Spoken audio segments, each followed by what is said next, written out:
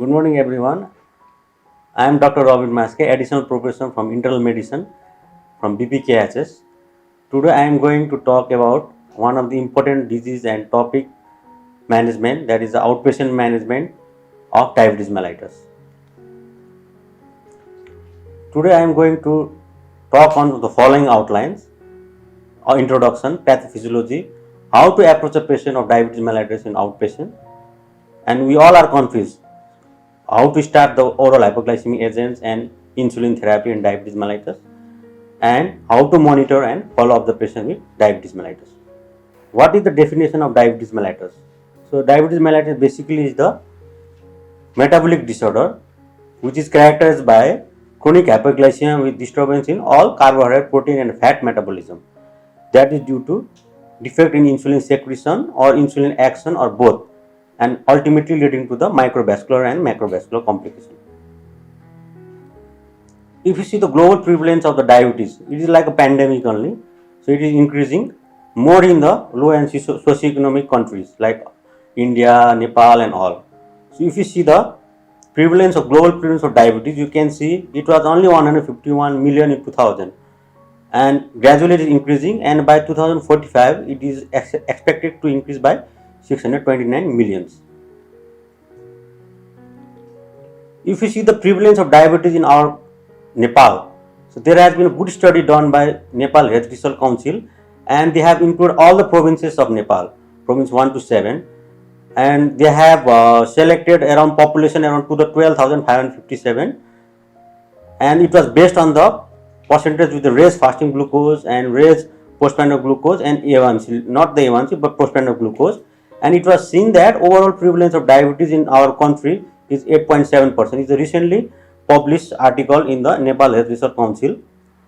So if you see the province wise prevalence of diabetes in Nepal, so from province 1 to province 7, we can see that province 1 which belong to us like Sunsari and BPKHS and all. So our Department of Internal Medicine was involved in this province 1 analysis of the prevalence of diabetes mellitus with the help of our HOD Professor Sanjeev Sharma. Province 1, the prevalence of diabetes was shown 7.1%. For the highest prevalence of diabetes was shown in province 3 is 12.1%. So you can see the prevalence is increasing. And if you see the prevalence of less prevalence of diabetes in Nepal, it is 5.7 in Sudur Paschim Pradesh. So far the hilly area or the where the people are walking or doing exercise or physically active, you can see the prevalence of diabetes in Karnal and Sudur Paschim less. But as we go to the town or the urban area, the prevalence is increasing. So you can imagine what is the reason for the diabetes mellitus, or you can see the proof here only. So what is the pathophysiology of diabetes mellitus? You must be hearing from MBBS or classes. So the main defect in the type 2 diabetes is pathophysiology is the 3 pathophysiology, that is the triumvirate. You can see there is a impaired insulin secretion. You can see here from the pancreas, increased hepatic glucose production of the liver, and decreased glucose output. These 3 is leading to the hyperglycemia. But only not these 3 factors involved, organ is involved. There are other 5 organ, and defect in that organ is leading to the hyperglycemia. You can see there like increased hepatic glucose production we have discussed, pancreas decreased insulin secretion we have discussed. There is also the increased glucagon secretion from the alpha cells. Okay, there is decreased incretin effect from the intestine. There is a increased lipolysis. There is increased glucose reabsorption and decreased glucose uptake from the muscles, that is leading to hyperglycemia. So if you know all this pathophysiology and if you targeted all these organ with the oral hypoglycemic agents, then you can decrease the blood sugar level. For example, to decrease the increased hepatic glucose production from the liver, we are using metformin, and for increasing the insulin secretion from the pancreas, we are using sulfonylurea. Now the newer drugs has come like DB4 inhibitors, increasing that increases the incretin effect like sitagliptin and all. And there is also the newer drug like SGLT2 inhibitors, sodium glucose transport 2 inhibitors, that is have been decreasing the glucose reabsorption from the kidney. So if you know the pathophysiology of the diabetes, you will be able to choose the drugs, how to choose, what pathophysiology is behind that and which drug to choose. That is important. We should know the pathophysiology of the diabetes. Now the important part, how to approach in the OPD. So any patient who comes to the OPD, what you do?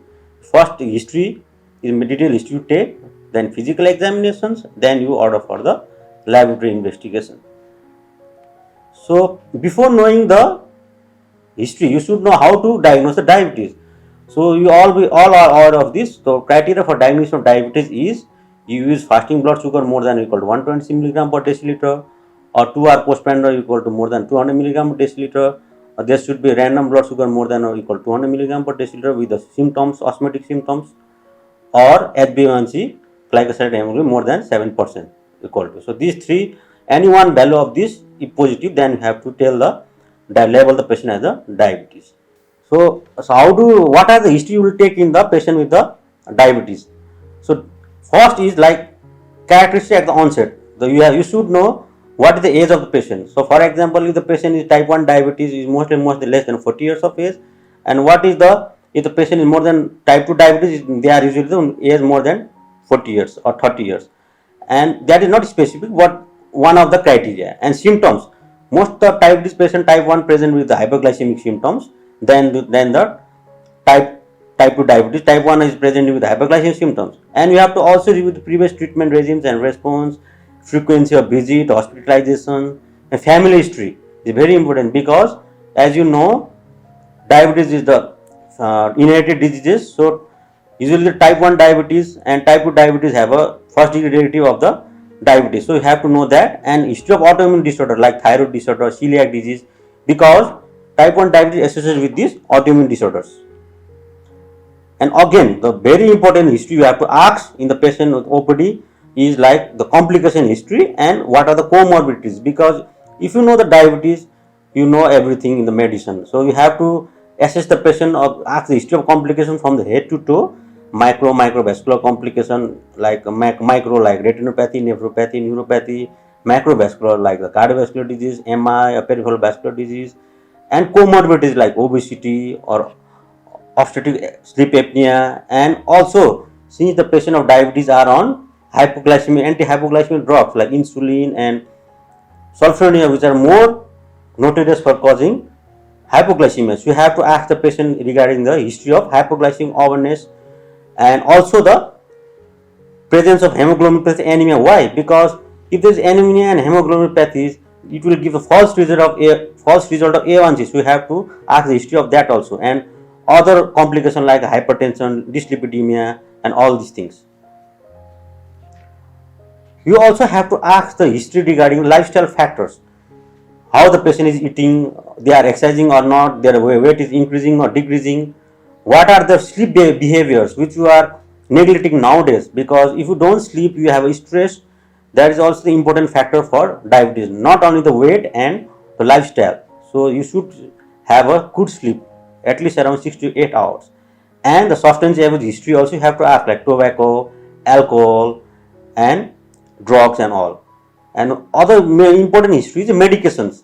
So what are the medications they are taking, what are the medication taking behavior, they are compliant to or the drugs or not, any side effects of the drugs like metformin can have a GI side effects, and they are using any Ayurvedic medicine or not, like because nowadays you can see the over the counter the patient is taking Ayurvedic medicine. So any Ayurvedic medicine that is having steroids, that might cause diabetes.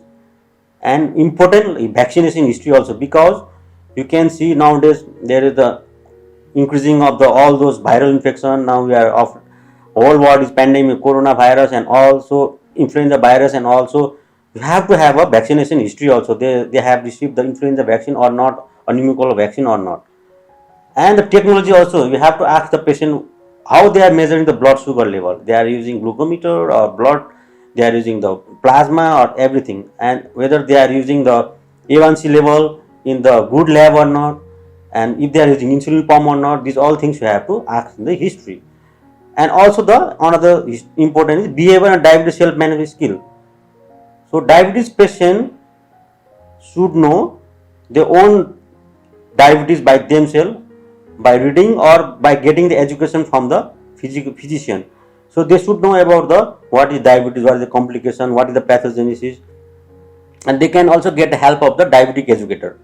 And if the patient is pregnant or pregnancy is planning, you have to have all those preconception, planning of the pregnancy, and what are the things with the obstetric and gynecology. So it is basically a team management. So you have to take all this history. Okay. Now after the history, the important part is physical examination. So the diabetes patient, they are either obese or they are decreased weight. So whenever the patient of diabetes have symptoms, they present with the weight loss. So you have to have a height, weight, and BMI calculated. And they can have a obesity that is leading to type 2 diabetes. So we have to have a BMI calculated. And the important physical examination for the obesity or insulin resistance is they can have a skin manifestation like acanthosis nigricans. So we have to see for that. If the patient is taking insulin injection, we have to see the site for the insulin reactions or lipodystrophy and all. And blood pressure management we have to do, because the blood pressure, the patient of diabetes can have hypertension or hypotension also. If they are having autonomic dysfunction, they can present with the hypotension also. So we have to measure the blood pressure lying down and standing also. And the most important, retinopathy. So we have to send the patient of diabetes with the fundus examination, ophthalmoscope. All these things should be done in the patient when patient first time in the OPD. All these things. We have pro forma in our OPD, so we feel all these things in our pro forma. This is very important. And after this, that the thyroid palpation also you have to do, because the diabetes patient is associated with hypothyroidism, hypothyroidism, mostly the hypothyroidism. So you have to palpate for the thyroid gland or goiter. And after that, you should examine the heart, lungs, and all. But one of the important neglected issues in the examination of diabetes patient is foot examination. So whenever the patient of diabetes comes to OPD, you should tell the patient to open the shoes, socks, and see for the foot. In the foot, what we have to see? We have to see the skin, we have to see the callus formation or there or not, we have to see the foot deformity also and all. And we have to measure the not only the blood pressure of the hand only, we have to measure the blood pressure of the lower limb also to find out the ankle brachial index. If the ankle brachial index is deemed is less than 0.9, you have to think the patient might be having peripheral artery disease and send the patient for the angiography.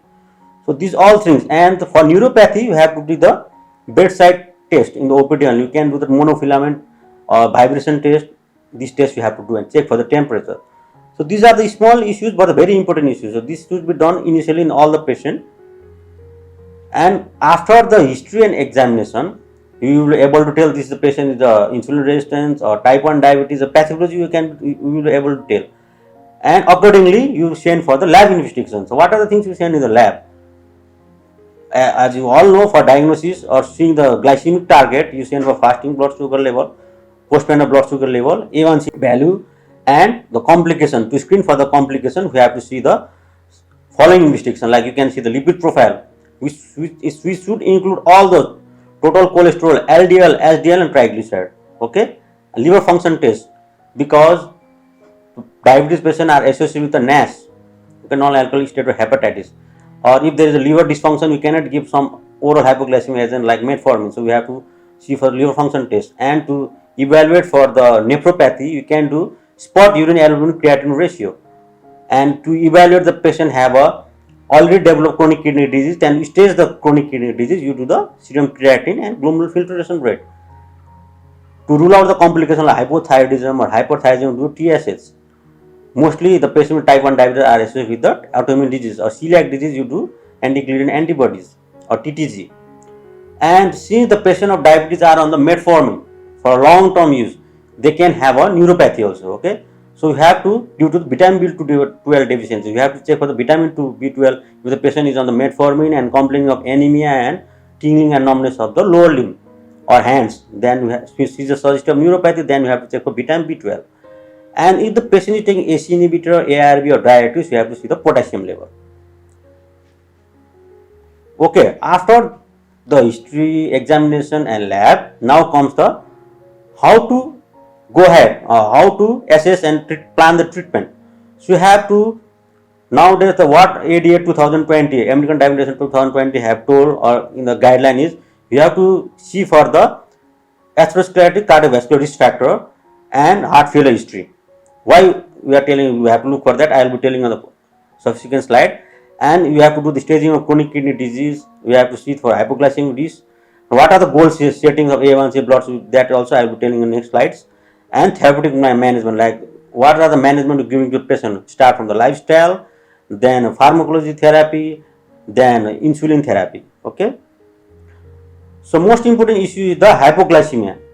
So if the patient present with hypoglycemia, you have to ask the following things in the history: whether the patient is using insulin or not, whether the patient is on sulfonylurea like glimepiride or meglitinate that is notorious for causing hypoglycemia, and if the patient is having impaired kidney or hepatic function, they are more prone for hypoglycemia, longer duration of diabetes, old age, cognitive impairment. These all patients are risk for hypoglycemia. So these all things should be come in your history. And use of alcohol and polypharmacy like beta blockers can also mask the hypoglycemia.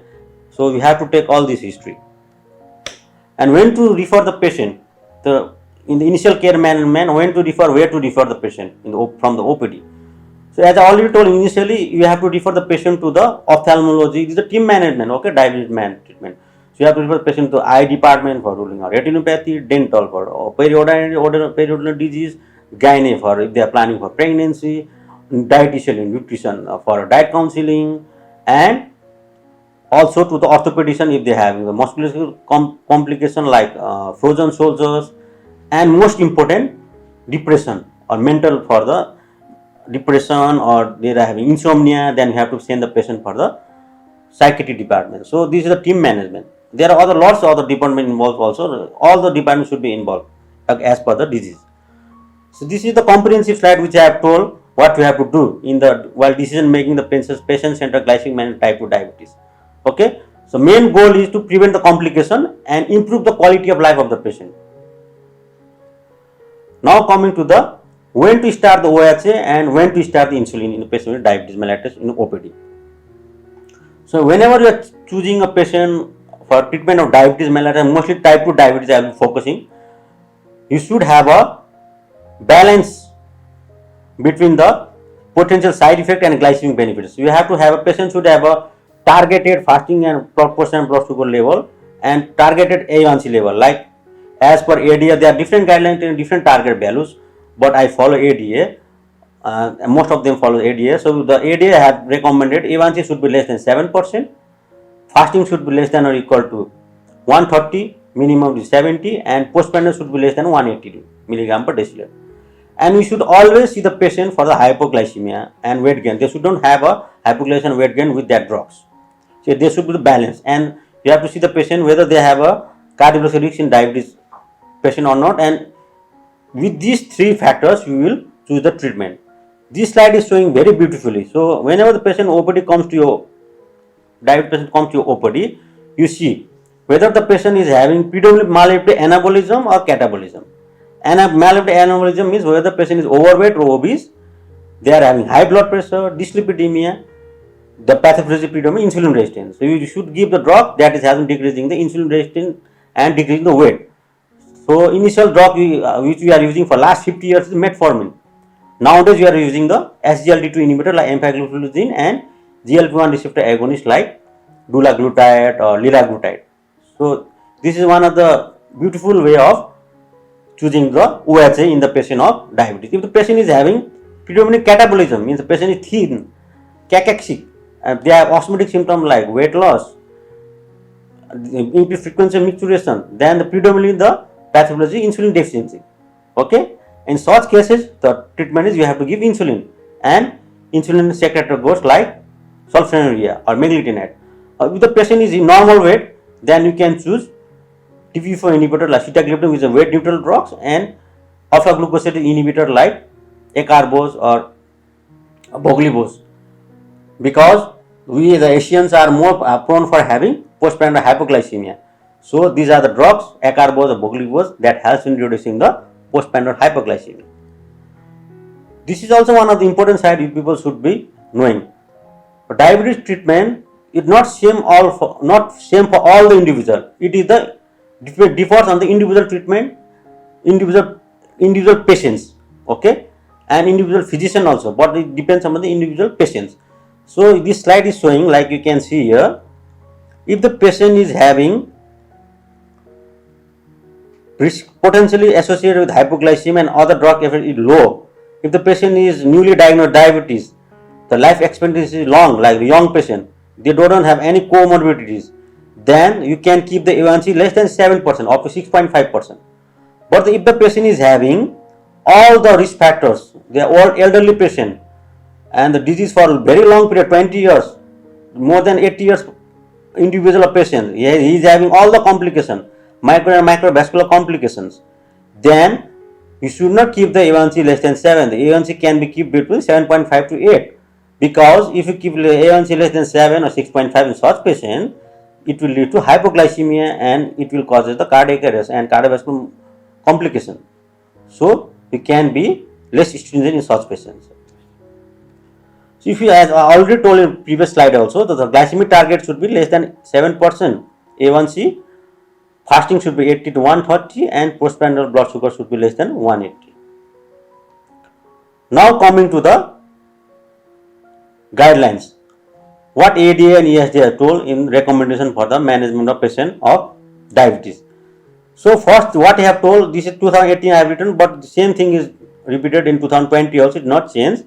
So you have to see first the patient is having atherosclerotic cardiovascular disease, heart failure, CKD. After you have started metformin and lifestyle modifications, you have to see for this. Okay, if the patient has predominantly atherosclerotic cardiovascular disease, means they have a myocardial infarction or heart failure or like that, then what we have to see for that is which drug is important. So in such patient we start with GLP-1 receptor agonists, SGLT2 inhibitors like empagliflozin in Nepal and GLP-1 receptor liraglutide, dulaglutide.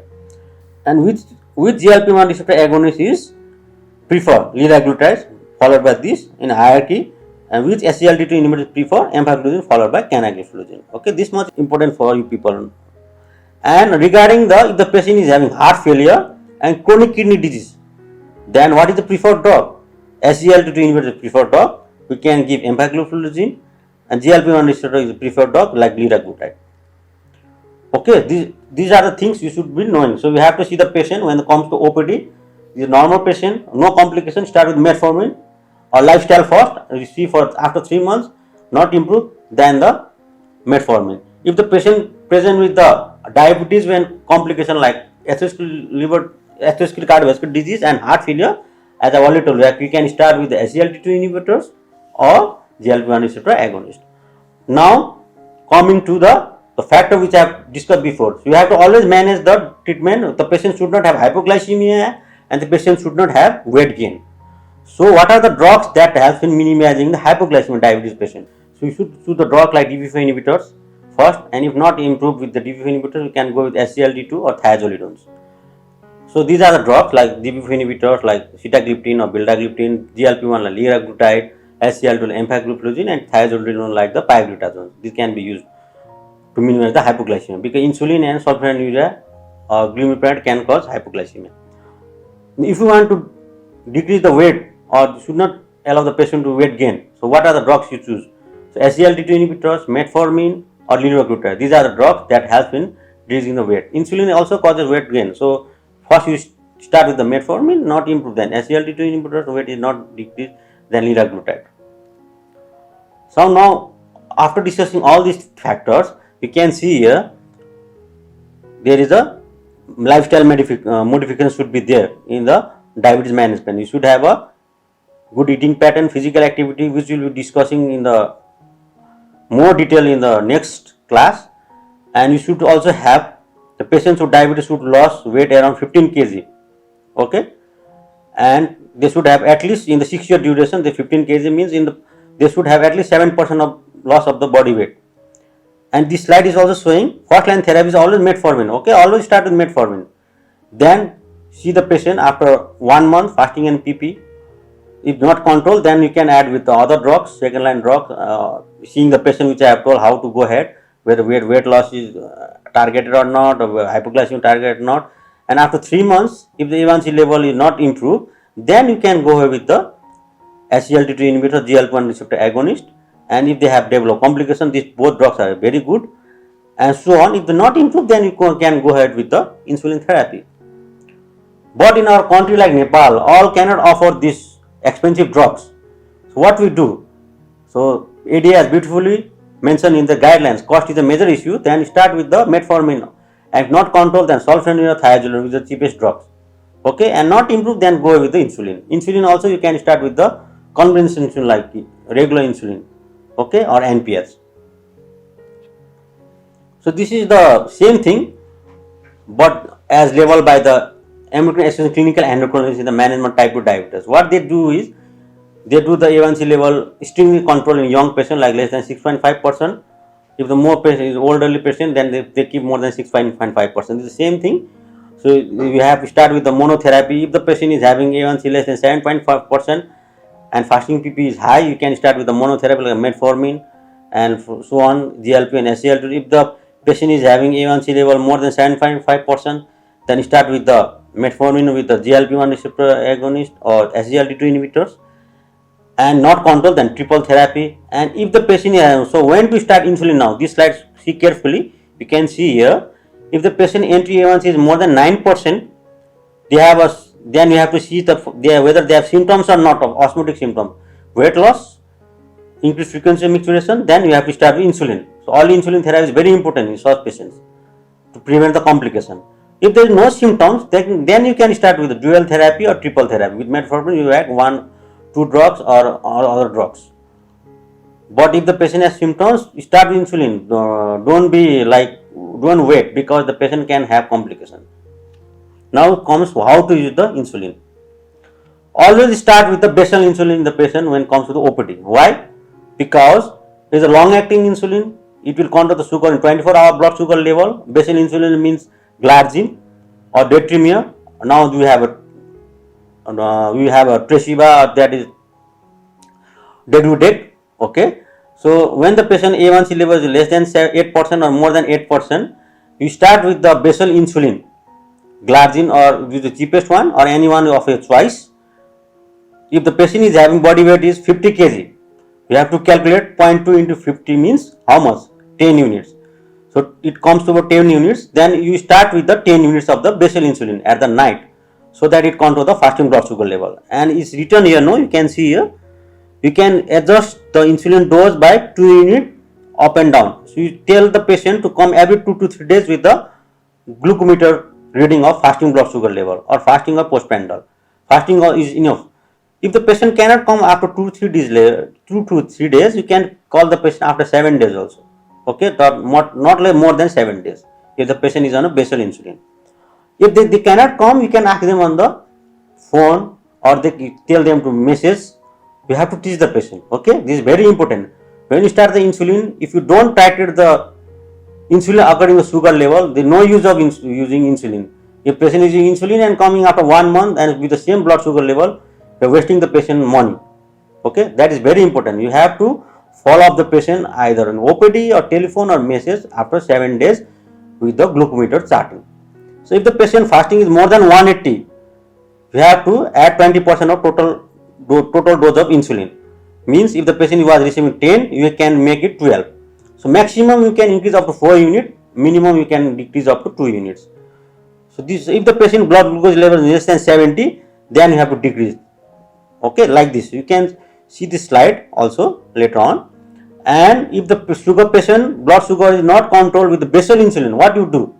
You are controlling the fasting, but the patient postprandial blood sugar is increasing even with the OHS and basal insulin. Then what you do is you have to add the prandial insulin. Prandial insulin means that has been controlling the sugar level after eating. So if the patient's blood sugar level is more than 180 after eating, then you have to add the prandial insulin. Like, what are the prandial insulin? These are the short acting insulin like regular insulin, aspart insulin, lispro insulin, anyone you can start. Okay. The advantage of adding insulin analog like aspart, lispro is they cause less hypoglycemia than the regular insulin. So how do we start the prandial insulin is same thing. If you started the, like for example, the total dose of the patient insulin comes to around 10 units. Okay. What you do is you give the 5 units of basal insulin at the night after food, and the other 5 units, you tell 6 units. 6 units divided into 3 doses. Either 2 units before breakfast, 2 units before lunch, and 2 units before dinner, or whichever sugar level is high after the lunch, you can start the prandial insulin before that. For example, if the after lunch sugar is very high, you can start the prandial insulin before lunch. Other before breakfast and before dinner, you don't have to add the prandial insulin. So this is the way.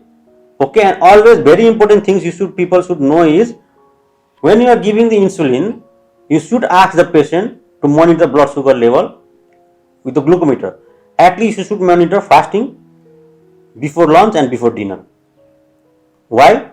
Because if you measure the sugar level after eating food and giving the insulin after eating food, there is no use of giving the insulin after eating food, because if you give the insulin, it won't control the sugar level after eating food. You give the insulin, prendial insulin after eating food. So measure the sugar level after eating food. So it better to measure the sugar level before eating food. So if the sugar level before eating food is more than 180 and you titrate the insulin accordingly, then it will control the postprandial blood sugar level. Or else you will be giving the increasing the dose of insulin next day only. Then you will be wasting the time of the patient. So it is very important to measure a fasting, preprandial and pre-lunch and pre-dinner sugar. Okay. Now coming to the considering oral therapy in combination with injectable therapy. For example, if you are using the insulin, so what are the drugs you should give with the insulin, or what are the drugs you should not give with the insulin? So you can see, you see the traffic light here. So you all are aware of traffic light. So if you are giving insulin with metformin, it is very safe. SGLT2 is also safe, green light is there, but sulfonylurea they are showing red light or yellow light, because sulfonylurea itself causes hypoglycemia, and if you give insulin, it will cause more hypoglycemia. But you can be cautious and use that also. DPP4 inhibitors also red. Okay, you cannot give that. Thiazolidine also red, because why? Thiazolidine itself causes weight gain, insulin also cause weight gain, and it will precipitate the heart failure. And you should have a patient beware of the DKA, because the patient if doesn't take insulin, they can have high blood sugar. And consider stopping sulfonylurea if you are giving a prandial. So whenever giving insulin like basal bolus or prandial insulin, don't give sulfonylurea. You stop the sulfonylurea and start the insulin with the metformin. Now at the end, so after knowing all this, how to use OHA and how to use insulin therapy in diabetes patient, the most important thing is how to monitor, when to follow up the patient, when to call. So first visit, which I have already told in the previous slide, we have to send all these investigations, okay, to see what is the fasting blood sugar level, A1C level, and what are the complications they have developed. So after, when do you call the patient in our part of Nepal? We call after usually 1 month, because the A1C value is not so standardized in our part of the world. So if patient call the patient with fasting BP, or depending on the sugar level, you can call the patient on a weekly basis also or 2 weekly basis. So better, it depends on the physician. So if the patient is far away, then you can call them for once in a month, 3 months. Once in 3 months, you can do fasting postprandial blood sugar, A1C, and only that much, and call the patient and modify the drugs. Once in 6 months, you have to do the screening of the complications, okay, like lipid profile, not a whole, A1C, blood glucose and lipid profile. But once in a year, you have to screen all the complications, which most of the physician or patient is not doing. So this monitoring part is very important, okay, diabetes, for screening the diabetes complication. Annually we have to screen all the investigation what we have done in initial visit. So an investigation should be individualized. You cannot do all the patient all the patient. You have to see the pocket of the patient and decide accordingly, which is important you have to do in the patient. So at the last, what I want to say is that whenever there is a patient with diabetes patient in the OPD, you have to think of 5 things in main important. Like you can see, you remember A, B, C, D, E. So A means you have to check A1C level, B means you have to check the blood pressure, C means you have to check the cholesterol level, D means we have to give the patient the diabetic education regarding the drugs and everything, and E means exercise. Okay, that is very important. Exercise and physical activity and screening of the complication like eye complication. There are also F, E, F, G, H, and F is food screening, G the guardian drug like extra other drugs. Okay, these are the things you should know. If you remember A, B, C, D, E, F, G, H of the diabetes management, it will be easy for you. Thank you very much for patient hearing. Any doubt you can mail me or ask me later on. Thank you very much.